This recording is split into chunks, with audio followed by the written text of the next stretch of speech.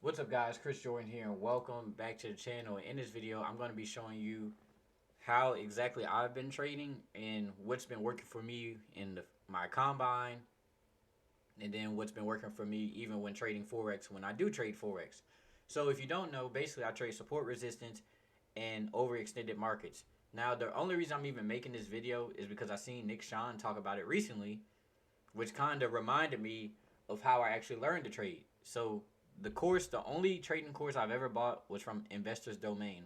The dude name is Mike, and he always talked about his base strategy is support resistance and trading overextended markets.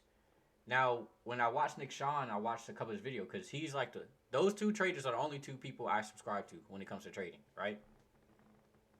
It was funny because I was like, dang, well, I know I do it on the 15 minute, but seeing Nick Sean do it on the 4 hour and the 1 hour kind of had me interested in trading that way or similar to that way. Because I already trade similar to Nick Sean in the sense where I mark up support resistance levels and then I trade overextended markets, right? Because that's basically how I learned to trade from the beginning, like all the time. And even Investor's Domain, he has like a damn near fucking 95% win rate, or I ain't gonna say 95, 90% win rate, or 85% win rate when I took his signals when I was first learning. So it was funny that it brought it back, and then now I've kind of applied that strategy on the 4 hour. So how does this work? So like I said, support resistance is the main thing, but how do you know when the market's overextended? The way I was taught and the way I learned from Investor Domain is when there's multiple consecutive candles in a row. So, for example, 1, 2, 3, 4, 5, 6, 7, 8, and we want these huge moves. Now, I actually did take a sell here because I thought the NQ was gonna come down. MNQ. I thought it was gonna come down because we had oil news. It was negative news. It only came down to obviously this level, right? Or not this level, but this area, and it's kind of using this area as like a little mini support area. So once I saw that, I kind of got out for a decent profit. It didn't hit my TP, but like I said before, I moved my stop loss up to break even, and then stop loss profit once the trade goes in my favor. So we ended up making money on that one. So in futures, the only thing I trade is MNQ, NQ, crude oil, and gold. So I didn't see anything on oil. Gold is kind of like the thing I watched the least amount.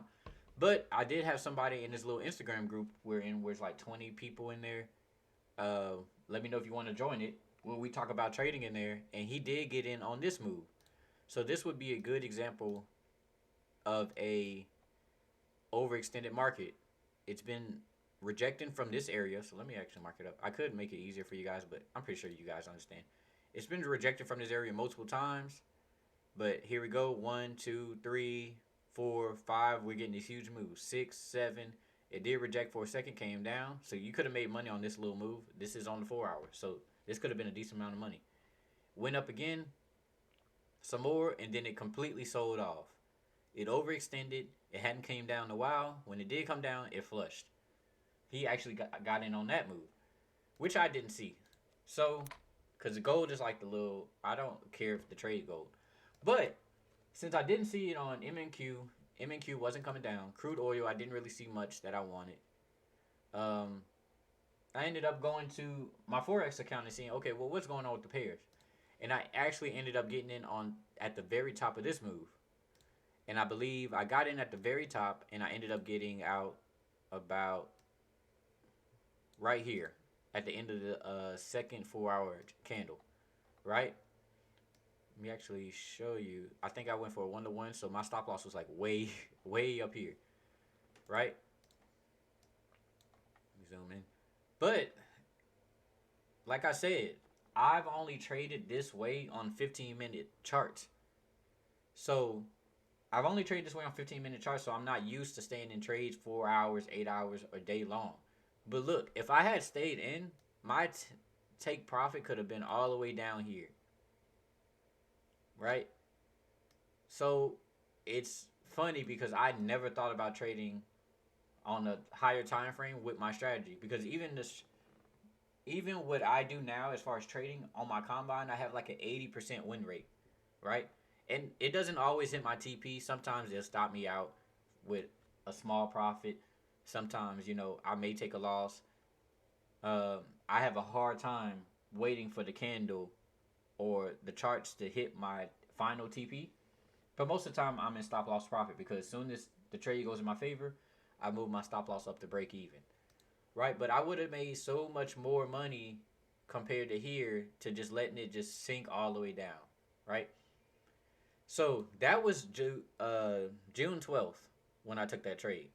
And in fact, if I go in my Instagram on Opera, so Opera doesn't show your DMs on here, but if I go in my Instagram, where is it at? I literally say NQ wasn't coming down, so I got NQ wasn't coming down, so I went and got it from somewhere else. Huge sell off on GU on the 4 hour time frame, and this is the actual picture when I copied the link. I was already in profit, so this was already getting close to my initial TP, right? Because I didn't think it would get lower because they had some areas of support right here, obviously. So this is exactly when I took the screenshot that same day once I seen it go down, right? So it's funny that Nick, like I said, Nick Sean's been talking about overextended markets and everything when that's initially how I learned to trade and I just couldn't figure it out at the time. So I kind of was like, okay, well let me just trade support resistance. But in the last few months, I want to say about 9, 10 months, so basically a year, I've been trading more overextended markets, mainly on the 15-minute chart because that's the kind of trading he does. Investors Domain does. He trades only the 15-minute chart, and it works. That's just something that works for me. But I never thought about applying it to a higher time frame, right? So to give you another example, in fact, let me see where there's this guy in our Instagram group where he took a similar approach. In fact, it's right here. Open image in a new tab. Right here. So I believe, yeah, he was up. So this was on his demo account, which is fine. The market kind of overextended. So look, we have this huge move up and it comes down. So people could have got in right here on this huge move down. But look, we still had a huge move up. Because one big candle, another decent size candle, another decent size candle came down for a little bit. It consolidated for a second, wicked up, consolidated. Another huge candle. He got in on the sell here, and now it's coming down. And this is on the 5 minute, so you can trade this way on the 5 minute, the 15 minute, or whatever you want to trade on. And I think he had one more. So let me actually see if he had one more. No, he didn't have one more. He took another one where it was a trend line break, but that's just the way he trades. So I just want to give you guys an example of how you can start using this. So let me actually go back. I think I had marked up some areas. If I go to 15 minute,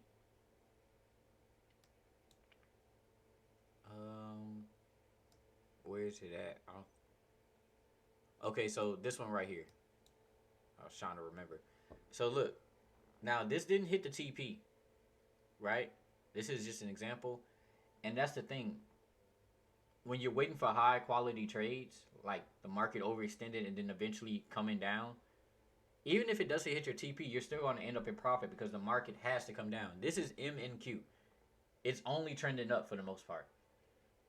So you got one huge candle, another one, it comes down a second, another huge candle, another candle, another candle. So I would have gotten in on a sale right here, right?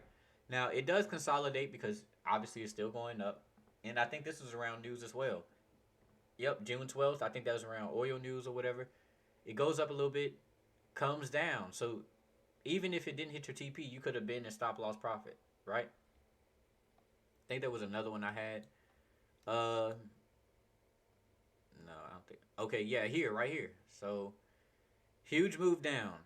So I would mark this up as a resistance area because it wicked up, came down. Now look at this move. I'm gonna wait for a second. huge candle, consecutive huge candle comes down, consolidates for a little bit, but still going up. Huge candle comes down again. So you could have got in on this sale, keeps going up, keeps going up. And that's the thing. You don't want to get in the middle. You kind of want to get in when it's completely overextended and it's a huge move. So this is a huge move up. It hits this resistance area. It already wicked from this area before. And then it comes completely down. So I would have got in about, I like the top wick things, but I would have got in probably right there. My first TP probably would have been at this wick, right? So all you're doing is waiting for things to overextend. So if you want to apply this to your strategy, or just test it out to see if it works for you. What you're looking for is, number one, support resistance areas. Because if it hits a support resistance area, it's going to react. That's basically what all support resistance is you're trading the bounces of price at key levels. Number two, consecutive. You want to look for consecutive. I think that's what they are wrong. Consecutive big candles. So I like to look for 3 to 5 consecutive big candles going up or down. And then number three, I want to look for overextended markets. And even if it's not overextended, there's so many other pairs, like even the one AUD USD, right? Now I did see Nick Sean get on he got in on the AUD JPY. I think I got in on that one. But I think I got out with the small profit. I didn't stay in it too long. But I did get in on this one, AUD USD. One candle, two candle, decent sized candle. Then it had this huge candle, and then it rejected from this level. So this was around the psychological level, 66,700, right? Rejected, came down. I got in. I got out about right here, right? So you can use this on any time frame, 15 minutes, 5 minutes, 1 hour, 4 hour. See, it looks even better on the 1 hour. Because look at this. One huge candle.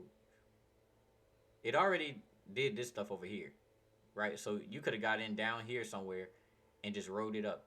But I don't like when stuff consolidate like that. But look, huge candle, 1, 2, 3, 4, 5. Comes down again, comes back up, rejects, goes all the way back down to where it came from. Like I said, support resistance level, 3 to 5 or more consecutive big candles and overextended market. And like I said, the only 2 people I'm subscribed to on YouTube is Nick Sean for trading, my bad. The only 2 people I'm subscribed to for trading is Nick Sean and Investors Domain. I learned how to trade from Investors Domain.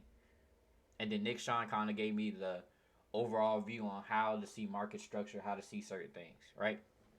But I just wanted to give you guys some examples on how this has been working for me and how I've recently applied it to the 4 hour and the 1 hour, mainly the 4 hour, and how I may apply it to futures on higher time frames as well. But that's it for the video. Hope you guys enjoyed it. If you liked the video, please like and share it if it gave you some value. Also, if you're interested in joining a trading group or community, click the link down in the description below. That's it for the video. See you guys next time. Peace.